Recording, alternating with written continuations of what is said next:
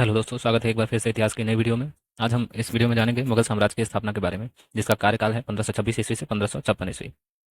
दिल्ली सल्तनत की शक्ति सने सने अर्थात धीरे धीरे क्षीण हो रही थी। फलस्वरूप देश की राजनीतिक एकता भी छिन्न भिन्न हो रही थी। अनेक राज्यों का उदय हो गया था। उसमें ऐसा कोई राज्य नहीं था जो देश की रक्षा के लिए अन्य राज्यों को एकता के सूत्र में बांध सकता था या उनका नेतृत्व कर सकता था। राजनीतिक एकता के अभाव में बाबर को भारत पर आक्रमण करने का सुअवसर प्राप्त हुआ। बाबर, जिसका कार्यकाल है 1526 ईस्वी से 1530 ईस्वी। बाबर का चित्र आप देख सकते हैं। बाबर के पिता तैमूर तथा माता चंगेज खां के वंश के थे। बाबर का पिता ओमर शेख मिर्जा मध्य एशिया की छोटी सी रियासत फरगना का शासक था। यह एक उपजाऊ प्रदेश था। हरे भरे चारागाह, उत्तम जलवायु एवं फलों के बागान यहाँ की मुख्य विशेषता थी। अपने पिता की मृत्यु के बाद बाबर फरगना का शासक बना।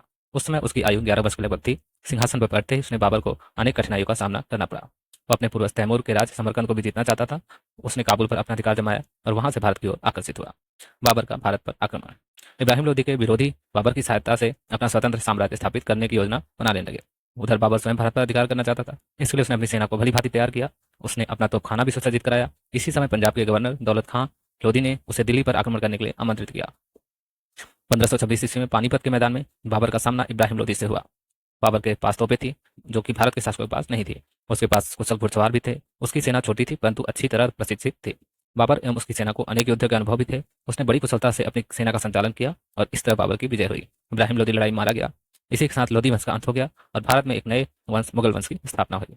बाबर और राजपूत। चित्तौड़ के महाराणा संग्राम सिंह बाबर के सबसे शक्तिशाली शत्रु थे। ये राणा सांगा के नाम से अधिक प्रसिद्ध थे।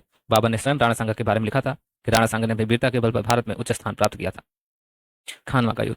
1527 ईस्वी को राणा सांगा और बाबर के मध्य खानवा का युद्ध हुआ। युद्ध में बाबर की विजय हुई। इस युद्ध के परिणाम स्वरूप राजपूतों की शक्ति और प्रतिष्ठा का प्रभाव समाप्त हो गया। मुगल वंश की नींव सुदृढ़ हो गई। राजपूतों का दिल्ली पर अधिकार करने का सपना अधूरा रह गया। इसके बाद बाबर ने चंदेरी के शासक मेदिनी राय को चंदेरी के युद्ध 1528 ईस्वी में तथा अफगान सरदारों को घाघरा यानी कि 1529 ईस्वी में युद्ध में पराजित कर भारत में मुगल साम्राज्य को सुदृढ़ बनाया। आइए जानते हैं बाबर के चरित्र के बारे में। बाबर को कलम और तलवार दोनों का सिपाही कहा जाता है। सैनिक कार्यों के साथ साथ वह साहित्य के प्रति रुचि रखता था। उसने तुर्की एवं फारसी भाषा तथा साहित्य का अच्छा ज्ञान था। बाबर स्वयं भी उच्च कोटि का साहित्यकार था। उसने अपनी आत्मकथा लिखी थी। वह तुर्की भाषा में है। तुजुक के बाबरी के नाम से प्रसिद्ध है। इसके फारसी अनुवाद को बाबरनामा कहते हैं, जिसे अब्दुल रहीम खान खाना ने किया था।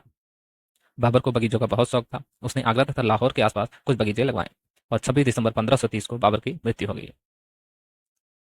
ये बाबर के साम्राज्य का चित्र आप देख सकते हैं भारत के नक्शे पर। आइए जानते हैं हुमायूं के बारे में, जिसका कार्यकाल था 1530 से 1540 ईस्वी।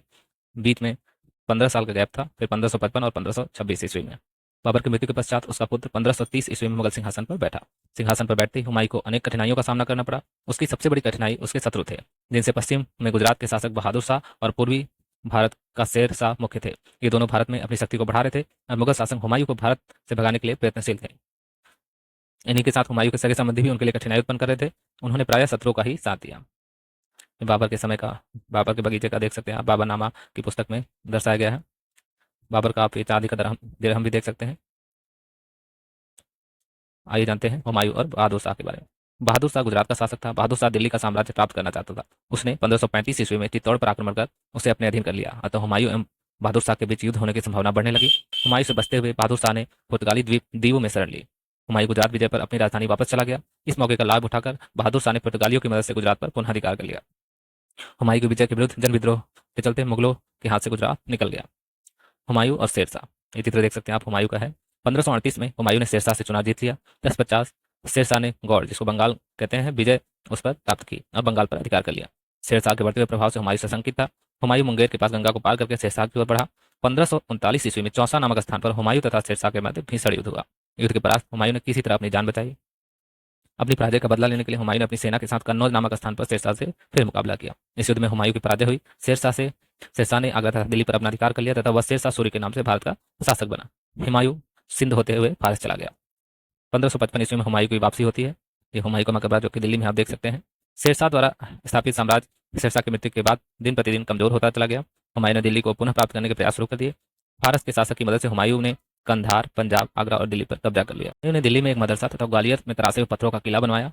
1556 ईस्वी में जब वह शेर ए मंडल पुस्तकालय की सीढ़ियों से उतर रहा था, तभी लड़खड़ा कर गिर गया और उसकी मृत्यु हो गई। भारत में मुगल वंश की नींव बाबर ने डाली थी, जिसके आधार पर मुगलों ने 200 वर्षों तक राज्य किया। तो आइए जानते हैं पाठ के प्रश्नोत्तरों को। पहला प्रश्न है, बाबर के चरित्र की कोई 4 विशेषताएं लिखिए। तो उत्तर होगा, बाबर एक कुशल प्रशासक और महत्वाकांक्षी व्यक्ति था। उसने एक छोटी सी रियासत से बढ़कर अनेक लड़ाइयां जीतकर भारत में मुगल साम्राज्य की नींव डाली। बाबर बहुत साहसी और वीर लड़ाकू सिपाही था। कठिन परिस्थिति में वो घबराता नहीं था, धैर्य से काम लेता था। बाबर एक अच्छा साहित्यकार था। उसने तुर्की भाषा में अपनी आत्मकथा तुजुक ए बाबरी लिखी। भारत को बाग बगीचों का बहुत शौक था। उसने आगरा और लाहौर में बगीचे लगवाए। दूसरा प्रश्न है, भारत के इतिहास में 1526 ईस्वी में पानीपत के युद्ध का महत्व बताइए।